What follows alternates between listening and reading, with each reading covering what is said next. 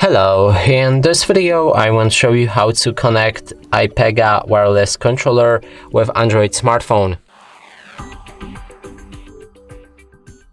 And to do this, first we'll need to take a look on the left side of the controller right here and simply switch it to the Android sign. There's this switch right here.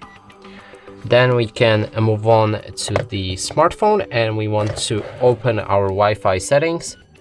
Bluetooth settings. Scroll all the way down and here in available devices we'll be able to find our controller. But first we'll need to power it on with the home switch. So hold it for a few seconds and here's the controller. Click on it and it should begin pairing. Now we just need to confirm it. And that's it for this video. Hope you like it. Please consider subscribing to our channel, leave a like and a comment below.